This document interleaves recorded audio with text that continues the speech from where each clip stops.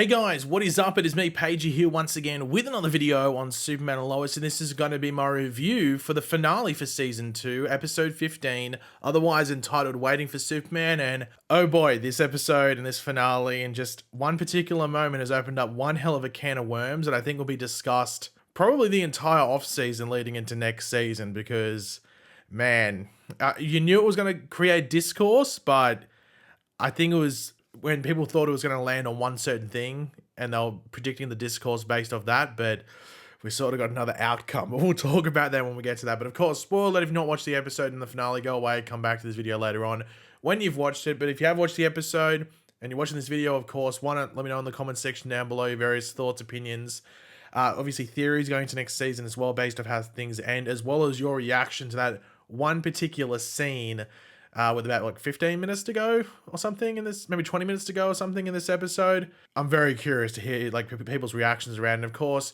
if you enjoyed the video, you enjoyed the episode, and just want to show your support, want to drop a like on the video to do all that. So last episode leading into this, the main thing is we have the merging of the worlds begin. The big issue coming into last episode and continuing into this one, no powers for Superman. He's powerless, and because of the merging of worlds, there's an issue around the sun. He's not really recharging. In regards to powers, Jordan unwillingly sort of reveals his powers to Sarah because he has to save the day, or save her in particular. But in regards to the merging, things start to alter and change and look like they are from the Bizarro world because of the merging, and we see that the merge is almost done, so they're going to have to, hurry up in this episode. But this episode as a whole, I personally think I'm going to have to re-watch it to give a full review, because I do think that particular moment, which we'll get to with about 15 or 20 minutes to go, really skewed my thoughts, because going out of this, I just thought it was an okay finale. But I have a feeling because the moment that scene happens is when a lot of main stuff is going on, and it skewed my attention. So I think I might have to go rewatch the finale before I give my overall view on what I think about this. But heading out of it in regards to an initial reaction, I just thought it was fine, and just okay. But I'm gonna have to rewatch it because I feel like my opinions have been skewed. However, that might be what it was, and I'll know straight after my rewatch how it is. And I'll probably give my initial thoughts, because I'm going to do another video post season 2, which will come out in a day or two, which you'll see. And I'll let you know if my opinions change. But coming out of it initially, I just thought it was fine, outside of a couple of moments, which were really, really good. But in regards to this episode, we start pretty much right where we left off from the end of last episode, with the merging of the two worlds going forward. And we have Chrissy Beppo, a voiceover sort of thing from her, sending out a message to the public about what's going on. And I guess the more important side of things, there is no Superman at this time to help out. He is impacted by what's going on. Now, we do pick up on Earth Prime, or our normal Earth. Actually, we can't call it Earth Prime, can we? Anyway, normal Earth. What number is it? I guess we'll find out next season. I have no idea. But we'll pick up on a quote-unquote normal Earth at the Ken house, where we see that though as a whole it looks like everything is shifting over to the Bizarro world, there are parts of the normal world still there. There's a thing in a frame. I think there was a couple of photos that were the same. But it's just a matter of time before everything merges and changes and becomes one new complete thing. However, one of the pieces left over is Natalie's tablet, which allows Natalie to have some hope in getting through to her father, which she is able to, but it's crackly, and Natalie is sort of able to make out that her father needs the escape pod that Natalie used to get to this certain numbered Earth at the end of last season. However, some help arrives during all of this when Tal-Rose shows up just in time. However, there is a blip that happens around the same time, and Lois disappears, being taken over to the Bizarro world, which sort of surprised me. Wasn't too sure if we're going to go over in this episode, outside of maybe just to see how their reaction is. But the fact that main characters went over there sort of surprised me. I wasn't thinking that we're going to do that and revisit it in that way. Now, on the Bizarro world, we see that Lois isn't the only one there. Her father, Sam, has also been taken over while driving to the farm, but now they are sort of on unfamiliar territory, and they need someone who can potentially help them, which, based off what Clark told them from his time over there, could be this Bizarro Chrissy. Now, meanwhile, the Bizarro Lois shows up on Earth Prime, and she pretty much stays there until everything gets sorted out, with Tal-Rose actually going to stop Ali because Superman is unable to, and he is immediately just sort of stopped in his path and starts to pretty much get killed like the Bizarro one did from a couple of episodes ago by Ali. He's on the edge of death, but Jordan is able to, I guess, nut up, as they would say, and get Tal-Rose out of trouble. all seems lost, but Clark says there is actually one being that can stop Ali, that being himself. But of course, there is that tiny little issue with the whole like, you got no powers, Clark. But his answer to that is not only to be taken to the sun by Talro, which is sort of how like Talro did last season to sort of get more power, but to actually be thrown into the sun in order to jumpstart his powers. So I guess that's one way to do it. Of course, it sounds crazy, but something crazy is something that they need now. It's sort of like every other option seems to have been tried out and not really worked. Now, Natalie leaves to go try and help her father. However, when she gets there was a vital part of that message from her father that was missing, and that's that he needed X-Kryptonite along with her because it was needed in order to use the pod on the portal. So they are now trapped in the void. However, they figure out a workaround and sort of transfer the energy from their suits to the pod. Now, meanwhile, Lois and Sam, obviously on the Bizarro world, venture into the Bizarro Smallville and just see the wackiness going on with Ali's followers and them pretty much begging to be taken. It was almost like them like looking up at heaven and saying, it's almost like the apocalypse or what you want to call them, being taken up to heaven. Anyway, that's what they're doing. But as soon as they get in there, they sort of talk to Chrissy, but she disappears as soon as she gets there along with Sam. So everything is going crazy. However, Kyle is there. So Kyle didn't disappear right at the end of last episode when he wasn't there. He went down to the station and disappeared on his way down there. That's what was sort of said. Now, Kyle believing he is like sort of being punished for him being here and everything like that, with Lois reassuring him that's not the case. But then he disappears again and he arrives back on Earth Prime, but with a bunch of like other panicked people, of course, some of them being from the Bizarro world. And all of them just sort of like going around. It's like way too many people in Smallville than we're used to. But Kyle does get to reunite with his family. Now, this is where we get to the saucy bit for the episode, and the thing that will be talked about. I'm not gonna say it's been talked about for like 5 months straight, but people will be, be brought up in conversation a lot. So we have Jordan and Jonathan sort of like stressed out to the max about what's going on. And sort of like how they can help or what can be done. With Sam Lane arriving back from the Bizarro world from that little vacation he had. But he is also there to confirm that Superman is the only hero on this Earth, saying he has seen the other, I think like heroes and leagues of other Earths, but that Superman is the only hero that this world has. Wow. There is a lot to unpack there. And on my side, you can disagree, which is fine, because everyone's going to have an opinion on this that watches the show. It's not going to be like, oh, I don't have an opinion on it. You have an opinion, whether it's this side or that side. I think this is silly. But they were never going to please everyone with whatever choice they made. Whatever choice they made, whether they say that Superman and Lois is set in the Arrowverse or if it's set outside of it, people would have been displeased regardless of what decision they made. You have some people that go, yes, I like that. If it was in the Arrowverse, I'd be like, I like that. Out of the Arrowverse, I think it's a bit silly. But you could be the opposite. And that's what I mean when I say that they couldn't please everyone with whatever choice they make.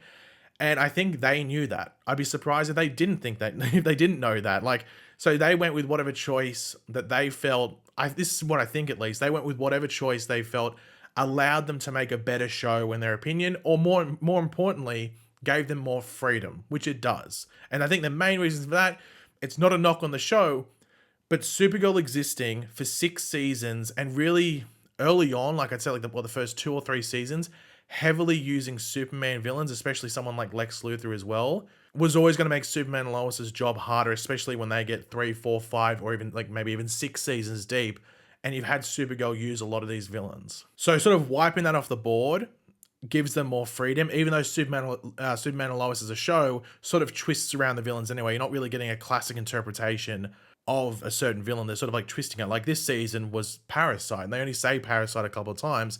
We're just used to calling her Ali, but she was Parasite from the comics, and they sort of, use some of those abilities on the show, but they never really start calling her Parasite consistently, like an overly comic book accurate show would.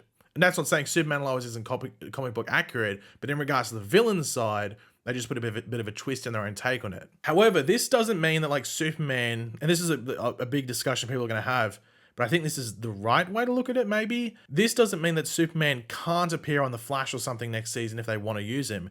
It just means that Superman hasn't gone through the journey we have seen on Superman and Lois.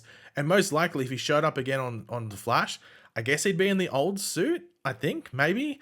However, the question as to whether the choice shows disrespect to the other shows this universe, and this universe as a whole, is another question and discussion in itself, and we might talk about that. I don't know if it's them sort of, looking down at the other shows, I'm not too sure, because, and I said this before, like going into this first watch of the finale, I just thought it was okay. I wasn't amazed by the finale, but I might be able to rewatch it and just sort of calm down after this reveal. But like The Flash could have a better finale this week. So can you really look down at a show when you've been upped in your week, in the same week with the same type of episode and the same like level of an episode people would expect? So I'm going to assume that Supergirl, not as a show, but just the catalog of characters they use, may have pushed them to the decision to disconnect just because of how much Supergirl used. And that's not blaming Supergirl. That's just a reason as to why they might have felt to do this. But I don't know.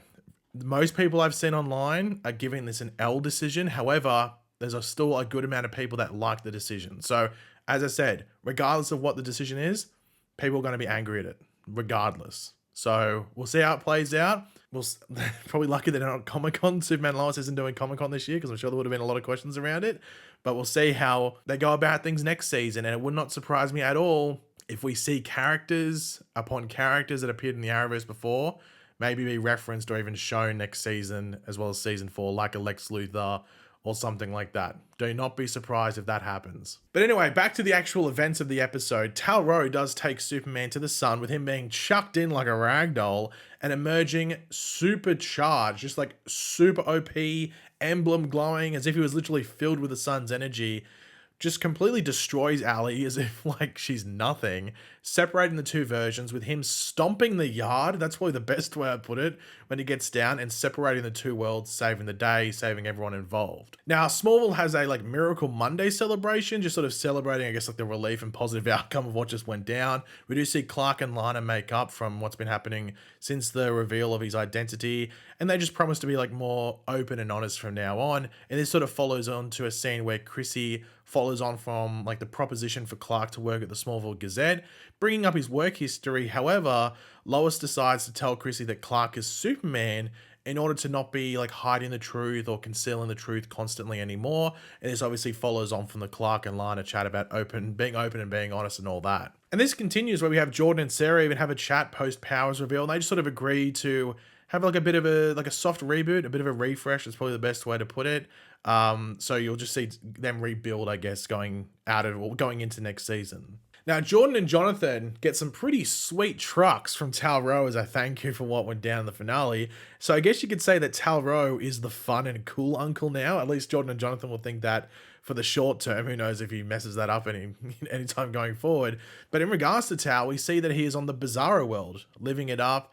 He's at the bar where him and the Bizarro Lana originally met. And like he goes to speak to the barkeeper, and the barkeeper thinks this is the Bizarro version, like the Tal-Rho that was on that Earth, but obviously he died. So that obviously gives this Tal-Rho some freedom in regards to walking around the Bizarro world. But obviously the bartender references Lana, and he questions like who was the bartender before or whatever it is. So I wonder if they'll meet up. I'm not too sure because it never says Lana, just sort of like a fades to black sort of situation and scene. Now, here's the thing that's sort of going to be very confusing. We have Diggle arriving back in Smallville. Now, he comes to see John Henry, and he is here to talk about someone, which we'll get to in a second. However, he says that he was there last season to talk about, that to deal with the whole like evil, like the whole Superman situation going on there.